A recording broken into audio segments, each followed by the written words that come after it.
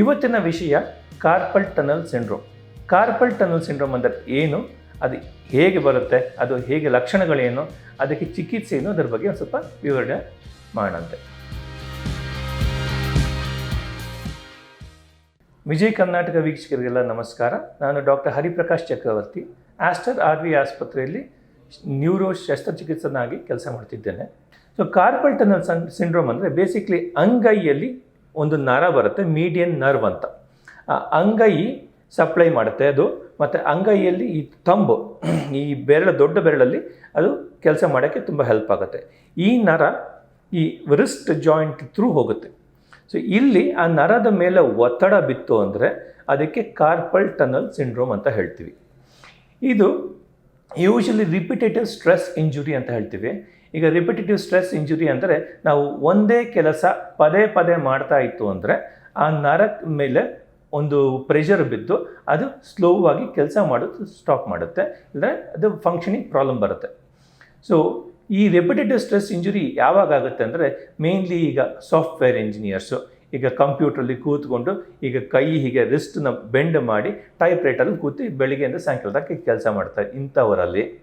ಇಲ್ಲ ಅಂದರೆ ಬೈಕ್ ಓಡಿಸೋರು, ಯಾವಾಗಲೂ ಸರ್ವೇ ಸಾಮಾನ್ಯವಾಗಿ ಈಗ ರಿಸ್ಟ್ ಮೂಮೆಂಟ್ ಇರುತ್ತಲ್ಲ ಅವರಿಗೆ ವೈಬ್ರೇಷನ್ ಇದ್ದಾಗ, ಇಲ್ಲ ಕೆಲವೊಬ್ಬರಲ್ಲಿ ಈಗ ಥೈರಾಯ್ಡ್ ಪ್ರಾಬ್ಲಮ್ಮು, ಇಲ್ಲದ್ರೆ ಕನೆಕ್ಟಿವ್ ಟಿಶ್ಯೂ ಡಿಸಾರ್ಡರ್, ಈಗ ರುಮಟೈಡ್ ಆರ್ಥ್ರೈಟಿಸ್ ಅಂಥ ತೊಂದರೆಗಳಿತ್ತು ಅಂದ್ರೂ ಈ ಕಾರ್ಪಲ್ ಟನಲ್ ಸಿಂಡ್ರೋಮ್ ಬರೋ ಚಾನ್ಸಸ್ ಇರುತ್ತೆ. ಇದು ಯೂಶಲಿ ಮಹಿಳೆಯರಲ್ಲಿ ಜಾಸ್ತಿ. ಮತ್ತು ಇದರ ಲಕ್ಷಣಗಳು ಏನು ಅಂತ ಇತ್ತು ಅಂದರೆ ಯೂಶಲಿ ಕೈಯಲ್ಲಿ ಒಂದು ಸ್ವಲ್ಪ ಜೋಮ್ ಹಿಡಿಯುತ್ತೆ, ಜಿಮ್ ಅನಿಸುತ್ತೆ ಯಾವಾಗಲೂ. ಮತ್ತು ಕೈಯಲ್ಲಿ ಏನಾರ ವಸ್ತುಗಳನ್ನ ಹಿಡಿಬೇಕಂದ್ರೆ ಶಕ್ತಿ ಇರಲ್ಲ, ಏನೋ ಒಂಥರ ಇರುತ್ತೆ, ಫೀಲಿಂಗ್ ಇರುತ್ತೆ. ಕೈಯಲ್ಲಿ ಅನ್ನ ಕಲಿಸ್ಬೇಕು ಅಂತ ಕಷ್ಟ ಆಗುತ್ತೆ ಒಂದು ಸ್ವಲ್ಪ. ಮತ್ತು ತುಂಬ ಇಂಪಾರ್ಟೆಂಟ್ ವಿಷಯ ಅಂದರೆ ರಾತ್ರಿ ಮಲ್ಕೊಂಡಿದ್ದಾಗ ಅವ್ರಿಗೆ ವಿಪರೀತ ಕೈ ನೋವು ಬರುತ್ತೆ, ಒಂಥರ ಇದು ಕೈಯೆಲ್ಲ ಇದು ನಂಬಾದಂಗೆ ಆಗುತ್ತೆ. ಸೊ ಆ ಟೈಮಲ್ಲಿ ಅವರು ಕೆಲವೊಮ್ಮೆ ರಾತ್ರಿ ನಿದ್ದೆಯಿಂದ ಎದ್ದು ಕೈ ಹೀಗೆ ಒದರಬೇಕಾಗತ್ತೆ. ಅದು ತುಂಬ ಇಂಪಾರ್ಟೆಂಟ್ ಲಕ್ಷಣ. ಇದು typical of carpal tunnel syndrome. ಈ ರೀತಿಯಲ್ಲಿ ಸಮಸ್ಯೆಗಳು ಇತ್ತು ಅಂದರೆ ಇದಕ್ಕೆ ಚಿಕಿತ್ಸೆ ಮಾಡೋಕ್ಕೆ ನೀವು ಡೆಫಿನೆಟಾಗಿ ಬರಬೇಕಾಗತ್ತೆ. ಸೊ ಮೇನ್ ಫಸ್ಟ್ ಚಿಕಿತ್ಸೆ ಏನು ಅಂತಾರೆ, ಆ ರಿಸ್ಟ್ಗೆ ರೆಪಿಟೇಟಿವ್ ಸ್ಟ್ರೆಸ್ ಅಂತ ಇರ್ತೀವ, ಆ ಇಂಜುರಿ ಆಗಬಾರ್ದು. ಸೊ ಅದು ಸ್ಟಾಪ್ ಮಾಡಬೇಕು. ಅದಕ್ಕೆ ನಾವು ಒಂದು ರಿಸ್ಟ್ ಸ್ಪ್ಲಿಂಟ್ ಅಂತ ಒಂದು ಹಾಕೋತೀವಿ. ರಿಸ್ಟ್ ಸ್ಪ್ಲಿಂಟ್ ಒಂದು 6 ವಾರ ಹಾಕುಂತು ಅಂದರೆ ಇದು ಯೂಶಲಿ ರಿಕವರ್ ಆಗುತ್ತೆ. ಈಗ 6 ವಾರ ರಿಸ್ಟ್ ಸ್ಪ್ಲಿಂಟ್ ಹಾಕಾದ ಮೇಲೂ ನಿಮಗೆ ಅದು ನೋವು ಕಡಿಮೆ ಆಗಲಿಲ್ಲ, ಜಿಮ್ ಹಾಗೆ ಇತ್ತು ಅಂದರೆ ಅದಕ್ಕೆ ನೆಕ್ಸ್ಟ್ ಫರ್ದರ್ ಇನ್ವೆಸ್ಟಿಗೇಟ್ ಮಾಡಬೇಕು. ಆ ನರ ಎಷ್ಟರ ಮಟ್ಟಿಗೆ ಒತ್ತಡ ಇದೆ ಅಂತ. ಅದಕ್ಕೆ ನರ್ವ್ ಕಂಡಕ್ಷನ್ ಸ್ಟಡಿ ಅಂತ ಹೇಳ್ತೀವಿ. ನರ್ವ್ ಕಂಡಕ್ಷನ್ ಸ್ಟಡಿ ಮಾಡ್ತು ಅಂದರೆ ನಮಗೆ ಆ ನರದಲ್ಲಿ ಹೇಗೆ ಈ ವಿದ್ಯುತ್ ಚಲನೆ ಆಗ್ತಾ ಇದೆ ಅಂತ ಗೊತ್ತಾಗುತ್ತೆ.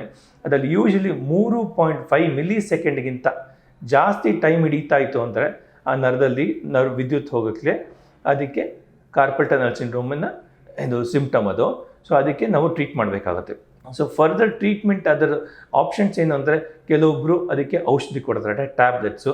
ಅವರಿಗೆ ಇರೋ ತೊಂದರೆ ಇತ್ತು ಅಂದರೆ ಅಂದರೆ ಥೈರಾಯ್ಡು, ಇಲ್ಲ ಅಂದರೆ ರುಮಟೈಡ್ ಆರ್ಥ್ರೈಟಿಸು ಏನಾರ ಇತ್ತು ಅಂದರೆ ಅದನ್ನು ಚಿಕಿತ್ಸೆ ಮಾಡಬೇಕಾಗುತ್ತೆ, ಮೂಲ ಕಾರಣಗಳನ್ನ ಚಿಕಿತ್ಸೆ ಮಾಡಬೇಕು. ಮತ್ತು ಅಷ್ಟರಲ್ಲೂ ಆಗದೆ ಇದ್ದರೆ ಅದಕ್ಕೆ ಇಂಜೆಕ್ಷನ್ ಕೊಡ್ಬೋದು. ಅಲ್ಲಿ ಲೋಕಲ್ ಸ್ಟೆರಾಯ್ಡ್ ಇಂಜೆಕ್ಷನ್ಸ್ ಅಂತ ಹೇಳ್ತೀವಿ, ಅದು ಕಡಿಮೆ ಮಾಡುತ್ತೆ ತೊಂದರೆ. ಅದರಲ್ಲಿ ಇನ್ನೂ ಆಗದೆ ಇದ್ದರೆ ನಾವು ಅದಕ್ಕೆ ಸರ್ಜರಿ ಮಾಡಬೇಕಾಗ್ಬೋದು. ಅದು ಯೂಶಲಿ ಲಾಸ್ಟ್ ಸ್ಟೇಜು. ಅದು ನರ ತುಂಬ ಡ್ಯಾಮೇಜ್ ಆಗ್ತಾ ಇದೆ, ಅದು ರಿಕವರ್ ಆಗಲ್ಲ, ಯಾವುದೇ ಟ್ರೀಟ್ಮೆಂಟ್ ಆಗ್ದೂ ರಿಕವರ್ ಆಗ್ತಾ ಇಲ್ಲ ಅಂದರೆ ಅದಕ್ಕೆ ಸರ್ಜರಿ ಬೇಕಾಗುತ್ತೆ. ಸೊ ಆ ಟೈಮಿಗೆ ನೀವು ಹೋಗದೇ ಇರೋ ಥರ ನೋಡ್ಕೋಬೇಕಂತಂದರೆ ಈ ಲಕ್ಷಣಗಳು ಬಂದ ತಕ್ಷಣವೇ ನೀವು ತಜ್ಞರ ಹತ್ರ ಹೋಗಿ ಅದಕ್ಕೆ ಉಪಾಯ ಮಾಡಿಕೊಡ್ತು ಅಂತಾರೆ ಆ ತೊಂದರೆ ಬರಲ್ಲ, ಸರ್ಜರಿ ಬೇಡವಾ. Thank you.